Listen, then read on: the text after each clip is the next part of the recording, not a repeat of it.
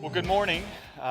Fortunately, Denver knows how to clear snow really well, so I was able to make it here to join you today to talk about Microsoft and our view in security. And I'd also like to thank Checkpoint, extremely strong partnership that we have with them in protecting our customers that run on Azure. Now, I'm going to share with you a little bit about our culture at Microsoft and how that influences how we build our technology and how we approach our customers. First and foremost, at Microsoft, over the last 3 to 5 years, our CEO has made sure that we have a growth mindset. He's ensured that we understand the technology that our customers are using, the challenges that they're facing, and that we be obsessed with them as they go to market. It's also important that we are diverse and inclusive, that we bring in talent within the cybersecurity space that represents different viewpoints, different nationalities, different genders, different experiences, because that's what our customers are facing as well. We also want to make sure that when we approach our customers and our partners, that we come together as one Microsoft, that we have a clear vision. And for us at Microsoft, our vision is very straightforward. We want to empower every organization and every individual to achieve more. And that goes into every design decision we make, every sales meeting that we have, every services engagement that we do. We really want to enable our customers to make a difference in their operations on a day-to-day basis. And our CEO says it every day. We are not a know-it-all culture, we are a learn-it-all culture. And every day, our customers stretch us from AI, machine learning, develop distributing databases that are connected over the cloud, solving very challenging and unique problems around autonomous driving vehicles, connecting operations within a manufacturing facility in a secure manner. All of those stretch us and make us learn every day. In the last 20 years, we see several major forces that have impacted Microsoft and our customers and the cybersecurity world. 10, 15 years ago, when I first took on the role as Chief Information Security Officer, things have changed dramatically in terms of the landscape that we're trying to secure, the way that our employees expect to do business, the levels of access that they want to have, and how they share, interact with colleagues and business partners. But some of the driving forces behind our technology, as have your business operations, have been the internet and the significant growth in the use of the internet. Mobile technology is everywhere. If you look around, my kids, 11 and 13, it's not just mobile devices that they turn to first and foremost, but my kids love to play Xbox. Yes, I have 2 girls who love to play Xbox, and they love to play Fortnite. And Fortnite is now the primary mechanism by which they communicate and connect with people that are their same age. We also see that we had to adopt open source at Microsoft. It's no longer just a Windows-specific world or operating system, but we need to embrace Linux and Unix and hybrid type of deployments. We've also seen where we want to provide services that are focused on the business, that our users and customers, it should be free from ads. We should not be leveraging your data to grow a separate business on top of what you're doing with us. And then cloud computing, specifically Microsoft Azure and Office 365, have been really our mainstay to equip our customers to digitally transform their operations. And we want to do that and give them the tools to do it in a secure and safe manner, and to abide by all of the multi-geo regulatory requirements that come into play, such as GDPR. Now, the group that I'm in is called the Cybersecurity Solutions Group. And our mission as part of Microsoft is to help our customers digitally transform in a safe and secure manner. So as customers decide to adopt cloud technology, as they decide to go to Office 365, develop infrastructure as a service platforms, leverage our PaaS offerings like Azure SQL, we want to be there with them on that journey to provide them with the technology and the services so that they can build these solutions in a safe and secure manner. Now, some of the things that we're seeing for you as a customer and who you're interacting with And for Microsoft and for Checkpoint, there's a $100 trillion opportunity by some estimates over the next 10 years to help drive digital transformation. And there's different effects that that digital transformation has in different technologies. But at the heart of it, it typically connects mobility, IoT devices, or different types of sensors that are built into business operations, whether it's agricultural, manufacturing, steel furnaces. All of that is being digitized, and most of the analytics is being driven within the cloud. All of those forces together are creating a tremendous opportunity, again, both for you as a company to go out and engage your customers, but also for Microsoft as well, as we can help you do that on our platform. We're also in a very scary situation where we see that companies that are not digitally transforming their operations are no longer in existence. I think one of the prime examples that we see day in and day out is the retail industry. We had the retail industry really shaken as we see traditional brick and mortar stores that are no longer in business or are close to being out of business. And then you had completely new businesses that opened tremendous markets in different countries, and that those have now become the primary stays and are now on the Fortune 100 list of the most powerful companies and the ones that have the most market share. So we really see this tremendous threat for those customers that are not moving at the pace that some of their competitors are. Now, we're all on this digital journey together. Microsoft has been on that same digital journey. And for us, we look at our digital transformation and that of our customers in a few different lights. One is that you should use digital transformation to better empower your employees.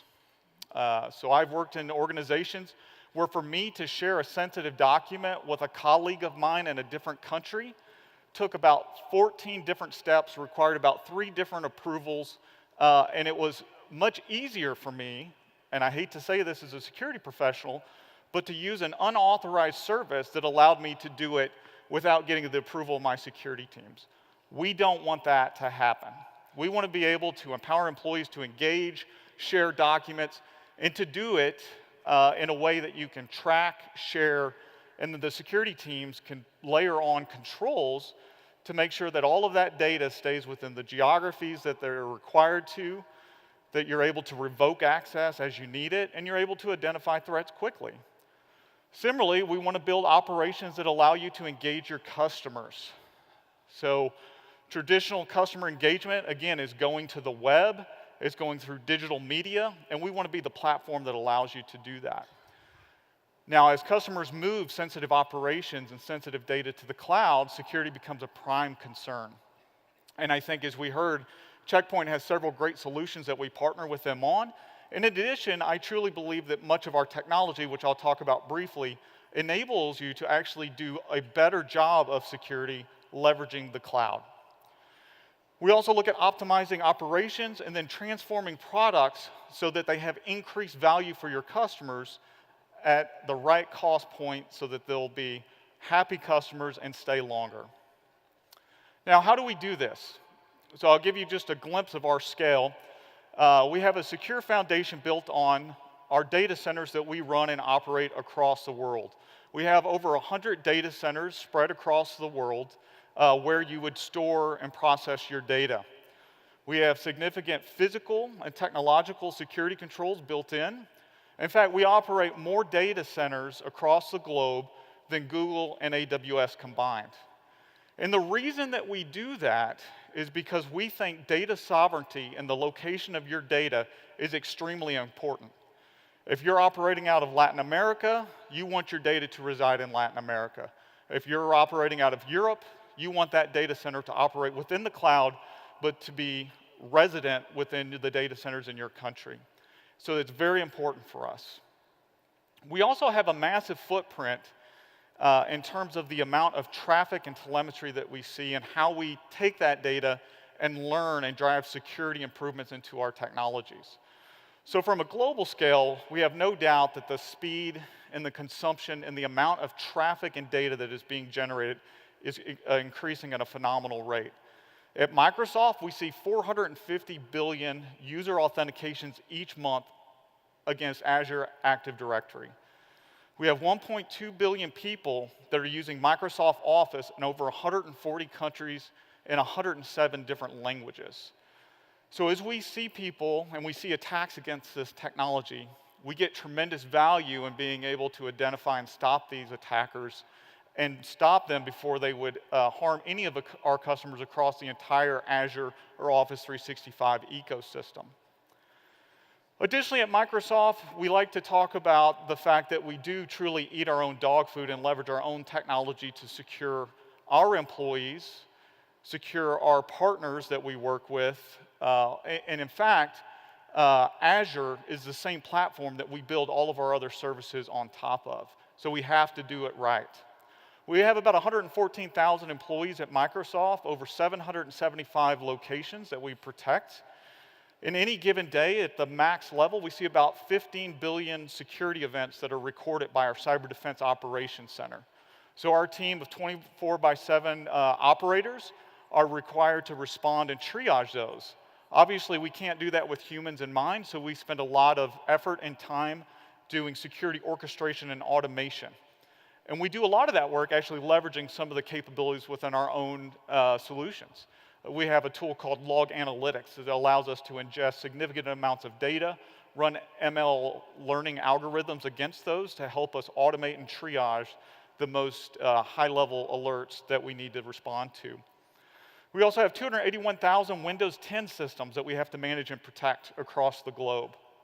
Again, at this scale, we have really learned what kind of technologies we think need to be embedded within a company in the security programs. And again, it's that philosophy that we should also be able to openly share and transact with our own employees and our business partners that drives a lot of the technology that we've built. We also believe that you should build on Azure because we are firmly dedicated to the compliance and regulatory requirements. I'm not going to go through all of these, but we have one of the most comprehensive compliance programs and ensure that we meet the requirements that regulators, auditors have laid out so that you can trust the controls that we're running from the hypervisor down and then safely add on your controls from the hypervisor up to the SaaS level. At Microsoft, we spend about $1 billion a year in security, and that's spent in a couple of different ways. One is on secure code development and testing. That's to make sure that we're releasing products that are free of vulnerabilities.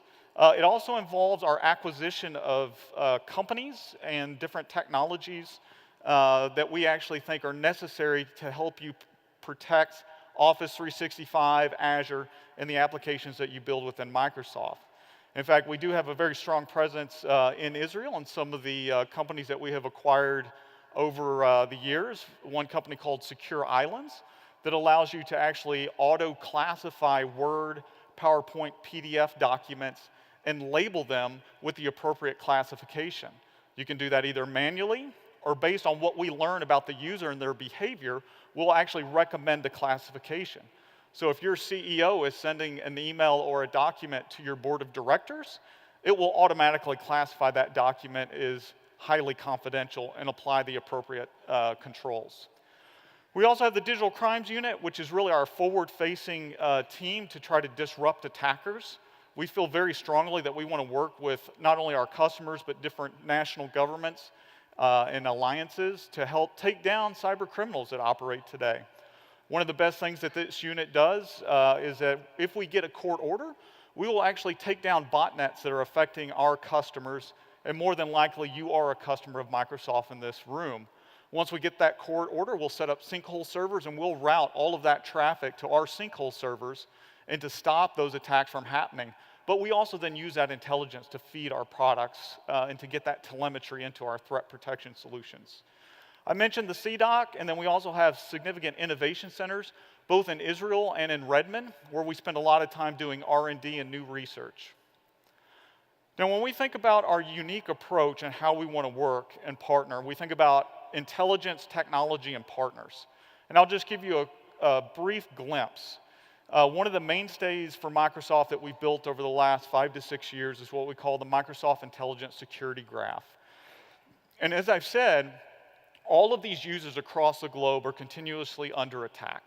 We're collecting that telemetry into a big data store, And then we're analyzing that with both human analysts, researchers, and running AI and ML algorithms to uncover new types of signature and non-signature based detections that we should push into our products. And just to get a glimpse of some of this, we analyze over 400 billion emails. We have a lot of people using Outlook.com, Office 365 Exchange Online. We learn a lot from that. We have 200 plus global cloud consumer and commercial services that we have to protect and get data from. We have 1.2 billion devices that are scanned each month using the free version of Windows Defender, but then also our paid version of Windows Defender Advanced Threat Protection, which is our EDR solution. But all of that rests within our intelligent security graph.